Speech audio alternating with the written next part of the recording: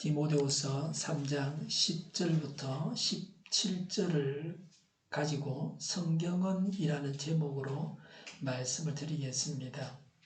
날씨가 따뜻해졌습니다. 설 연휴 내내 영하의 기온은 없습니다. 비도 없습니다. 미세먼지는 어제까지는 좋았는데 오늘 아침에는 나쁩니다. 계속 점검을 해서 환기할 때 또 외출할 때 그 미세먼지가 많을 때는 KF94나 80을 쓰는 게 좋습니다. 아스트라제네카 백신이 65세 이상에게도 효과가 있고 별 문제가 없다는 기사를 보았습니다. 우리나라는 곧 백신을 맞게 될 것입니다. 사고 없이 신속하게 접종하기를 바랍니다. 백신을 맞는 것이 나를 위한 것이고 남을 위한 것이고 나라를 위한 일이기도 합니다. 많은 일들 중에서 백신 접종을 최우선적인 일로 여겨서 정한 시간과 장소에서 바로 접종을 해야 합니다. 그리고 중요한 것은 백신을 맞는다고 해서 방역에 소홀하면 환자가 폭증할 수 있습니다. 이미 백신을 맞고 있는 나라에서 이런 일이 있었습니다. 백신을 맞고 2주인가 일정 기간이 지나야 면역력이 생깁니다. 만약의 경우를 대비해서 마스크를 늘 쓰고 다녀야 합니다. 백신을 맞자마자 환자가 폭증하는 그런 사례들이 있었습니다. 백신 공급에 차질이 있다고 합니다. 어제 기사인데 국제 백신 공유 프로젝트 코백스 퍼실리티에 따르면 6월까지 국내로 들어올 백신이 135만 명분이라고 합니다. 본래는 코백스로부터 공급받기로 한 양이 1000만 명분이었는데 계획보다 7분의 1로 줄어들었습니다. 정부는 상반기 중에 850만 명의 고령층을 포함해서 1030만 명에게 접종을 실시할 계획이었습니다. 백신 접종을 시작도 하기 전에 차질이 예상되는 대목입니다. 오늘 기사에는 블룸버그 통신에 의하면 현재 백신 접종 속도로는 세계인 75%가 접종을 해야 전 세계적으로 집단 면역이 생기는데 7년이 걸린다라고 합니다. 백신 생산을 가감하게 늘려야 되고 접종이 좀 빨라야 됩니다. 또 문제는 영국, 남아공, 브라질 3가지 변종 바이러스가 우리나라에 이미 다 들어왔습니다. 경남, 김해, 부산, 동구 이렇게 해서 우리 인근에도 다 들어와 있습니다. 변종은 전염력이 1.7배 더 세고 걸리면 사망할 확률도 더 높은 것을 우려하고 있습니다. 더 높을 수 있다고 우려하고 있습니다. 새로운 백신을 만들어야 할지도 모릅니다. 그래서 KF94를 쓰고 첫 마스크를 한 개 더 하고 다니기도 합니다. 작년 추석에는 평균 1일 확진자가 62명이었습니다. 지금은 하루 평균 400명대의 확진자가 나오고 있습니다. 오늘 발표된 어제 확진자가 국내만 326명, 해외 포함해서 372명입니다. 방역 수칙대로 집에서도 5명 이상은 모이지 말아야 합니다. 주소지가 다른 경우에는 5명 이상 모여서는 안 됩니다. 방문자 명부를 작성하거나 QR코드를 찍을 수 있습니다. 또 하나 생긴 것이 안심콜 서비스 번호로 전화를 걸기만 하면 됩니다. 제가 자주 가는 곳은 안심콜 서비스 번호를 단축 번호로 만들어 두었습니다. 7번을 꾹 누르면 연결되고 또 8번을 꾹 누르면 바로 연결됩니다. 한 1, 2초 걸리는 것 같습니다. 완료되었습니다 라고 하는 멘트가 나오면 끊으면 됩니다. 요금은 구청에서 납부하는데 통화시간 1, 2초이기 때문에 별로 나오지 않을 것 같습니다. 우리 교회 늘 나오시는 분들은 제가 명부 작성을 다 하고 있기 때문에 구태여 안심콜로 전화를 걸지 않아도 됩니다. 명부를 작성하면 볼펜과 명부에 접촉해서 감염이 될 수도 있습니다. 그래서 QR코드나 안심콜로 전화 걸기가 좋습니다. 영도보건소 같은 경우에는 명부를 작성하면서도 불러주면 받아 적는데 그거 좋습니다. 우리 교회는 제가 다 적기 때문에 이런 일에 신경 안 써도 됩니다. 늘 오시는 분들은 가끔 방문하는 분들만 안심콜 번호로 전화하면 됩니다. 10절에 그대는 디모데를 말합니다. 디모데후서 1장 1절과 2절에 그리스도 예수의 사도가 된 나 바울이 사랑하는 아들 디모데에게 이 편지를 씁니다 라고 했습니다. 디모데후서는 바울이 아들 같은 디모데 제자에게 쓴 편지입니다.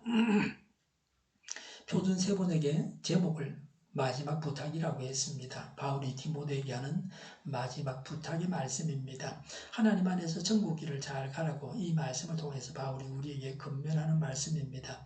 10절에 그러나 그대는 나의 가르침과 행동과 의향과 믿음과 오래 참음과 사랑과 인내를 따르며 그랬습니다. 가르침은 예수님을 가르친 것이요 복음입니다. 행동은 바울의 하나님에 대한 순종과 헌신이며 진리의 말씀과 일치된 삶을 사는 것입니다.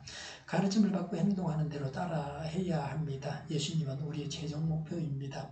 바울 같은 지도자는 중간 목표입니다. 우리가 눈으로 보고 따르는 지도자가 필요합니다. 내가 말하고 행하는 것을 보고 나를 따르는 사람이 생기게 됩니다. 저는 알레르기 비염이 있습니다. 어릴 때부터 증상이 비슷합니다. 지금도 간혹 코가 막혀서 코소리를 내곤 합니다. 제가 어릴 때 아버지 친구 중에 코를 킁킁거리는 분이 계셨습니다. 그분이 하는 걸 보고서 제가 어릴 때 코를 킁킁거렸습니다. 중학교 때는 도서관에서 그러다가 선배한테 야단맞기도 하고요. 입을 열면 욕을 하는 사람이 있습니다. 어른들이나 주위에서 들은 대로 하는 것입니다. 욕을 할 때 사나운 표정을 짓는데 그 표정도 다른 사람이 하는 걸 보고서 따라서 하는 겁니다. 심지어 갓난애까지 엄마 표정을 따라 그대로 하고 있습니다. 감옥에서 도둑질을 배워서 도둑이 되는 사람도 있습니다. 어떤 목사님은 감옥에서 요가를 배워가지고 건강에 도움이 되었다 그럽니다. 무엇을 배워서 따라하느냐에 따라서 선하고 유능한 사람이 되기도 하고 악마 같은 사람이 되기도 합니다. 노인 학교에 나가서 잡담이나 하고 장기나 또는 어르신이 있었습니다. 하루는 장기 뚫 상대가 없어서 멍하니 앉아있는데 젊은 사람이 지나가면서 말합니다. 그렇게 멍하니 있느니 그림을 그려보시죠. 그렇게 말했습니다. 그래서 노인이 대답하기를 내가 그림을 그려? 나는 붓을 잡을 줄도 모르는데 그림을 그려본 적도 없는데 그거야 배우면 되지요. 젊은 사람이 말했습니다. 나는 너무 늦어서 나이도 70이 넘었는데 그렇게 말하니까 그 청년이 하는 말이 나이가 문제가 아니고 안 된다고 하는 그 마음이 더 문제입니다. 그렇게 말하는 거였습니다. 젊은이의 핀잔을 듣고 그 할아버지가 화실을 가게 되었습니다. 그림을 그리는데 별로 어렵지도 않았습니다. 더욱이 그 연세가 가지는 풍부한 경험으로 인해서 성숙한 그림을 그릴 수가 있었습니다. 붓을 잡는 손은 떨렸지만 그는 매일 그려잡고 그림을 그렸습니다. 이 새로운 일은 그의 마지막 인생을 더욱 풍요롭게 장식해 줬습니다. 그가 바로 평론가인 미국의 사갈이라고 극찬했던 해리 리브맨입니다.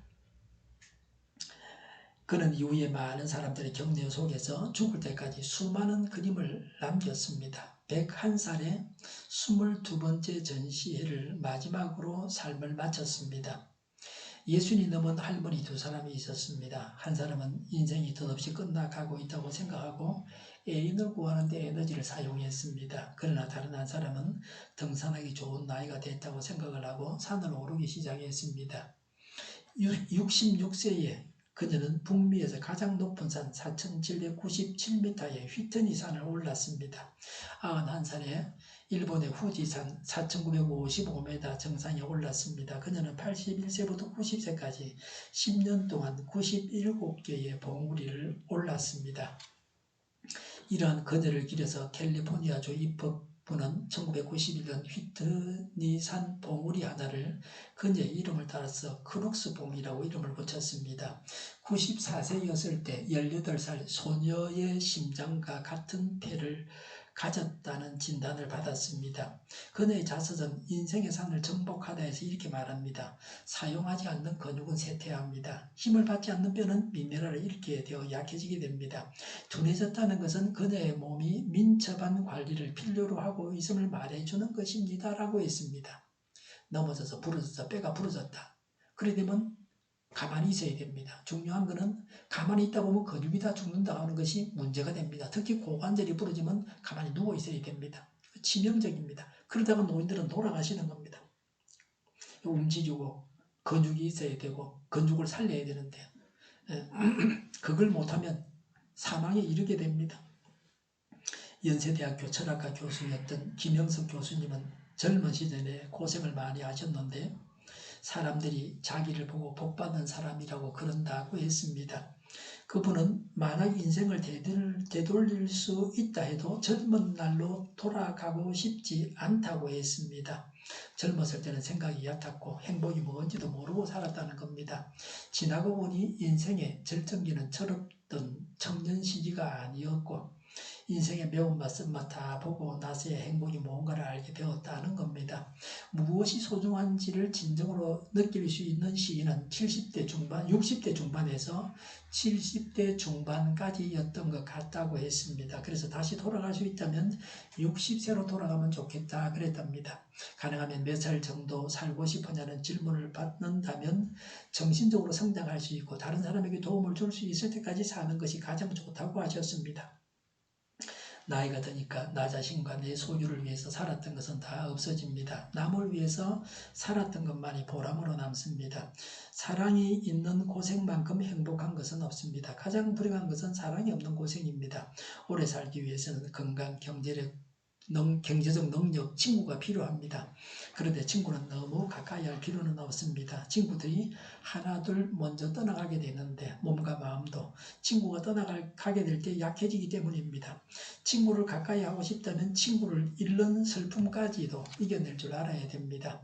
주위의 행복한 인사를 건네는 사소한 습관부터 시작해 보라고 합니다. 가령 교통부 장관은 나에게 기쁨을 주지 않지만 버스 운전기사는 나를 행복하게 해줍니다. 라는 마음으로 버스나 택시를 이용하면 먼저 인사를 건네는 것입니다.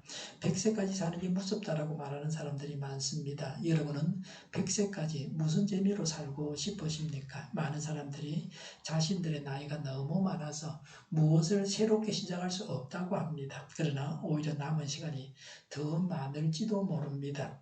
생각을 하나 바꾸면 인생이 달라집니다.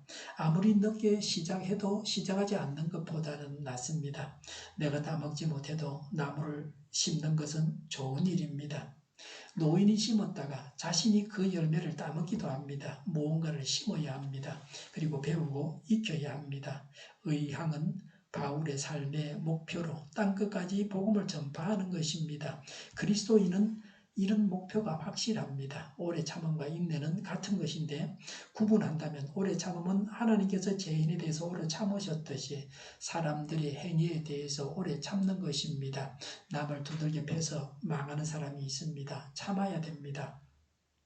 하나님도 나에 대해서 오래 참고 계신다고 하는 것을 알아야 합니다. 인내는 어떤 어려운 처지에서도 굴복하지 않고 견뎌내는 것입니다. 어려움이 없는 사람은 없습니다. 성공한 사람들은 어려움을 잘 견뎌내었을 뿐입니다. 박사는 머리가 좋은 사람이 아니라 엉덩이가 좋은 사람이다 라고 말합니다. 오랜 노력으로 전문가가 된 것입니다. 아무리 천재도 노력 없이 전문가가 되지 못합니다. 공부를 해야 좋은 성적을 얻을 수 있습니다. 사랑은 하나님을 사랑하고 다른 사람을 사랑하는 것입니다.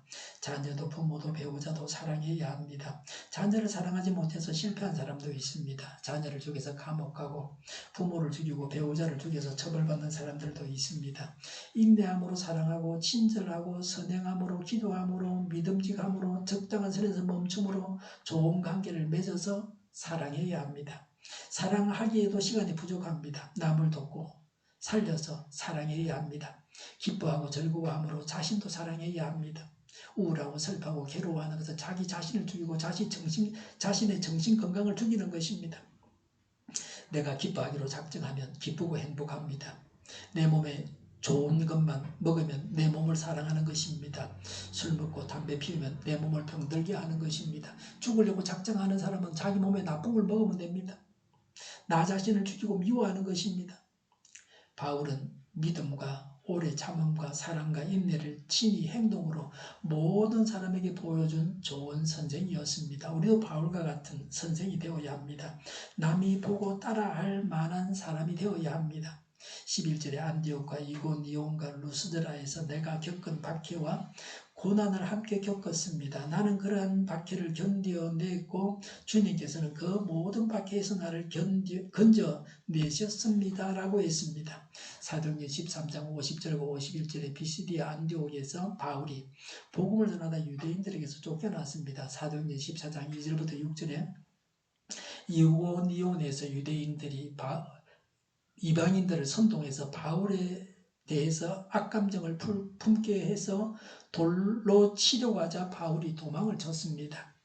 사도행전 14장 8절부터 19절에 루스드라에서 바울과 바나바가 나면서부터 안전병이 된 그 의지를 고쳐주자 그곳 사람들이 바울과 바나바를 신으로 섬기려고 했습니다. 그러나 이후에 안디옥과 이고니온에서 온 유대인들이 꼬여가지고 루스드라 사람들이 바울을 돌로 친 다음에 성 밖에 내다 버렸습니다.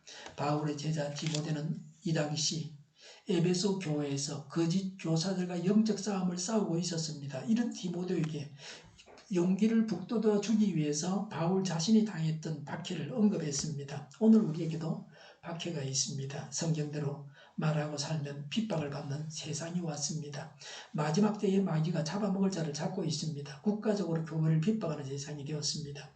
교회가 정신을 차려서 자체적으로 정비를 해서 지탄의 대상이 되지 않아야 합니다. 교회가 감염원이 되지 않도록 깨어 있어야 합니다. 교회 다니는 인구가 1000만인데 그 중에서 뭐 몇십 명, 몇 명 나왔다고 해서 언론이 떠들고 대통령이 뭐라 하고 그럽니다. 그런 세상입니다.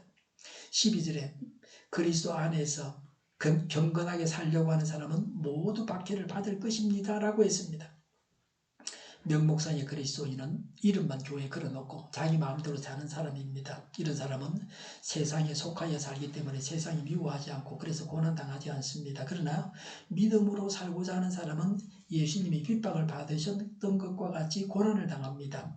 죄를 짓는 자는 악마가 친구하자고 합니다. 그러나 경건하게 사는 자는 악마가 공격합니다. 악한 세상이 성결한 그리스도인을 핍박합니다. 핍박을 받는 것이 성도의 표시입니다. 13절에 그런데 악한 자들과 속이는 자들은 더욱더 악하여져서 남을 속이기도 하고 속기도 할 것입니다. 라고 했습니다. 악한 자들과 속이는 자들은 단순히 악을 행하는 자들과 경건하지 않은 자와 거짓으로 유혹하는 자들입니다. 이들은 복음의 진리를 따르지 않습니다. 잘못된 이단 사상에 빠져있는 자들입니다. 참 신앙에서 떠나도록 미혹하는 자들입니다. 말세에는 더욱 악해져서 서로 속이고 속임을 당하기도 합니다. 마태복음 24장 10절부터 12절에 예수님은 말세의 사람들이 서로 미워하고 사랑이 식고 불법을 행하고 거짓 선지자들이 일어나 사람들을 미혹합니다. 분별해서 속임을 당하지 않아야 합니다. 현명한 선택을 해야 합니다. 성경은 무엇이라고 말씀하시는지를 14절 이하에서 볼 수 있습니다. 사람의 말이나 생각이 아니라 하나님의 말씀에 근거해서 성경을 제대로 파악해야 합니다. 성경을 강조하는 우리의 신앙에 대해서 비판적인 사람들은 지월이라고 합니다. 지월이 뭐냐면 손가락으로 달을 가리키는 것을 말합니다. 지월, 손가락으로 가리킨다. 가리킬 진짜 달 월자입니다. 달을 봐야 하는데 손가락만 쳐다보고 있다고 흉을 봅니다. 성경만 보면 안 되고 하나님을 봐야 된다 그럽니다. 딴 걸 쳐다봐야 하나님 볼 수 있다는 듯이 말하는 겁니다. 성경만 보지 하나님을 보지 못한다고 비판합니다. 이런 지월이라는 비판은 성경 말씀이 아닙니다. 성경 외에 다른 것을 중시하는 자들이 하는 말에 불과합니다. 성경에는 성경만 보고 있으면 하나님을 놓친다는 말씀이 없습니다. 사람의 말보다 하나님의 말씀을 중시해야 합니다. 성경은 교회가 만들었다고 그렇게 말합니다. 인간 저자성만 강조하는 말입니다. 초대 교회에서 회의를 통해서 성경이 나왔단 말이죠. 그래서 하는 말이 교회가 성경 만들었다는 겁니다. 성경의 권위를 교회보다 더 높거나 대등하게 보는 것입니다. 교회가 성경보다 권위가 더 높거나 아니면 교회하고 성경이 대등하거나 그래 본다는 거예요. 우리는 교회를 성경을 근거로 해서 개혁합니다. 그러나 교회가 성경을 만들었다고 하는 자들은 교회를 중시하기 때문에 말씀을 근거로 해서 교회를 개혁하지 않습니다. 때로는 말씀에서 벗어난 전통이 그 교회가 옳다고 하기도 합니다. 14절에 그러나 그대는 그대가 배워서 굳게 믿는 진리 안에 머무십시오. 그대는 그것을 누구에게서 배웠는지를 알고 있습니다라고 했습니다. 디모데는 어릴 때 어머니와 외조모로부터 배웠고 또 바울로부터 배웠습니다. 그가 배운 데서 벗어나지 말라고 했습니다. 처음에는 바른 길로 가다가 변절해서 적그리스도가 되는 자가 있습니다. 바른 신앙에서 벗어나서는 안 됩니다. 언제나 신앙의 바른 길로만 가야 합니다. 제대로 된 바른 교회를 다니면서도 개개인에 따라서는 자기가 잘못 믿어서 엉뚱한 길로 가는 사람도 있습니다. 그래서는 안 됩니다. 15절에 그대는 어려서부터 성경을 알고 있습니다 라고 했습니다. 디모데는 어려서부터 가정에서 어머니와 외조모의 지도로 신앙생활을 했습니다. 전도를 받아서 나이가 들어서 믿은 자가 아닙니다. 믿는 가정에 태어나서 어릴 때부터 신앙생활을 했습니다. 신앙의 뿌리가 깊은 자입니다. 15절에 성경은 그리스도 예수를 믿는 믿음으로 말미암아 그대에게 구원에 이르는 지혜를 줄 수 있습니다 라고 했습니다. 성경은 우리를 구원하기 위해 기록된 책입니다. 성경을 통해서 구원받아야 됩니다. 성경을 통해서 영원한 천국에 들어가게 됩니다. 성경에 이야기가 있고 역사가 있고 족보가 있고 의학 지식과 과학 지식이 있습니다. 문학도 있고 노래도 있습니다. 그러나 성경은 단순한 이야기책이 아닙니다. 역사 교과서가 아닙니다. 족보가 아닙니다. 의학 서적이 아닙니다. 과학 서적도 아닙니다. 성경이 문학 서적도 아니고 노래책도 아닙니다. 성경을 기록한 목적이 사람을 구원하기 위함입니다. 사람을 구원하기 위해서 성경을 기록했습니다. 그래서 구원의 역사책이다. 구원하기 위해서 기록한 역사서입니다. 성경을 통해서 구원을 받아야 합니다. 이것이 가장 중요합니다. 성경을 통해서 구원받고 성경을 통해서 성장해서 영원한 천국에 이르러야 합니다. 16절에 모든 성경은 하나님의 감동으로 된 것으로서 교훈과 책망과 바르게 함과 의로 교육하기에 유익합니다 라고 했습니다. 교훈은 가르침입니다. 책망해서 바르게 합니다. 교육은 훈련입니다. 모든 성경이라고 했습니다. 성경은 한 권이 아니고 66권입니다. 우리의 편리를 위해서 66권의 성경책을 한 권의 책으로 만들었습니다. 성경 첫 책은 창세기입니다. 마지막 책은 요한계시록입니다. 성경은 약속입니다. 성경을 구약과 신약으로 구분할 수 있습니다. 구약은 옛약속이고 신약은 새약속입니다. 예수님이 오시기 전에 기록된 성경은 구약 성경이고 예수님이 오신 후에 기록된 성경은 신약 성경입니다. 구약의 마지막 책은 말라기서이고 신약의 첫 책은 마태복음입니다. 마태복음은 구약과 신약을 이어주는 책이라 구약을 많이 인용하고 있습니다. 성경 66권에서 더해도 안 되고 빼도 안 된다. 새롭게 성경책을 만들면 안 됩니다. 성경 안에 그 내용을 첨가해도 안 되고 빼도 안 됩니다. 성경은 업그레이드라는 게 없습니다. 한번 주고 나서 하나님이 그때그때 따라서 변경시키지 않는다는 겁니다. 요새는 프로그램을 만들고 이후로 업그레이드를 합니다. 제가 만든 블로그의 글은 수정해서 보완합니다. 그런데 성경은 하나님도 수정하지 아니하십니다. 절대적인 책입니다. 2000년 전의 성경이나 지금 성경이나 동일합니다. 국회에서 계속 법을 만들고 있습니다. 국가법의 수정, 보완, 첨가, 삭제가 이루어지고 있습니다. 그러나 성경은 완성된 책입니다. 시대에 따라서 사람이 바꾸어서는 안 되는 책입니다. 성경의 원저자가 하나님이십니다. 그래서 성경이 하나님의 영감으로 된 것이라고 했습니다. 성경을 기록한 인간 기록자가 있지만 성경의 원저자가 하나님이십니다. 성경은 하나님 말씀입니다. 이 세상에서 하나님 말씀을 기록한 책은 성경밖에는 없습니다.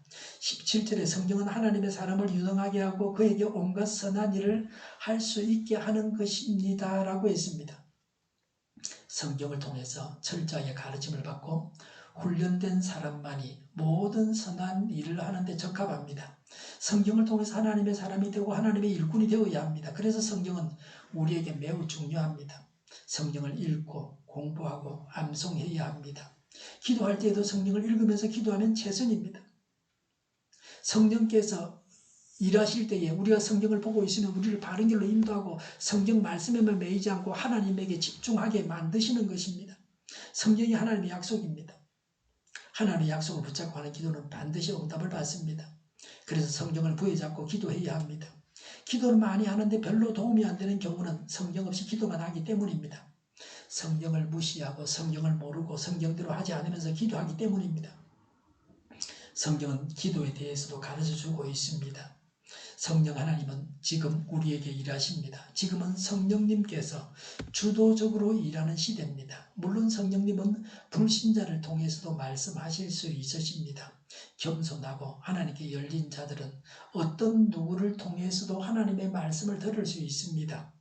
성령님께서 사용하시는 주 도구가 성령입니다. 성령께서 성경을 깨닫게 하십니다. 성경을 읽고 공부할 때 성령께서 인도하시고 가르침을 주십니다. 성경을 통해서 하나님의 사람이 되고 하나님의 일꾼이 되어야 합니다. 기도하겠습니다. 정의가 강물처럼 흘러가게 하여 주시옵소서. 모든 언론이 제 역할을 다하게 하여 주시옵소서. 코로나19가 대치되고 바로 백신 접종이 완료되고 치료제가 나오고 갇힌 생활이 끝나게 하여 주시옵소서. 오늘보다 내일이 더 낫게 하옵소서. 우리 동교회가 만군은집하게 하여 주시옵소서. 예수 이름을 명하노니 모든 병만은 물러가고 몸의 모든 부분들 온전하게 될지어다. 신유의 기적을 베푸셔서 지금도 저희의 질병을 고쳐 주시옵소서. 코로나19로 신음하는 모든 자들을 고치시고 온전케 하여 주시옵소서. 교회와 나라를 고치시고 온전케 하시며 성결하게 하여 주시옵소서. 저희와 교회와 나라의 민족을 불쌍히 여겨 주시옵소서. 하나님께서 기뻐하시는 나라가 되게 하여 주시옵소서. 공부하는 학생들에게 지혜를 하셔서 앞서가게 하시며 앞뒤의 영광을 누리게 하여 주시옵소서. 늘 맑은 공기를 마실 수 있게 하여 주시옵소서. 명절을 통해서 모일 때 예배를 드리고 하나님의 은혜가 가정 안에서도 넘쳐나게 하여 주시옵소서. 명절을 통해서 복음화가 이루어지게 하여 주시옵소서. 감염이 없는 노래가 넘쳐나는 명절 연휴가 되게 하여 주시옵소서. 주 예수 그리스도의 은혜와 하나님의 사랑과 성령의 사귐이 성경을 통해 하나님의 사람이 되고 하나님의 일꾼이 되겠다고 다짐하는 모두와 함께 하기를 빕니다. 아멘.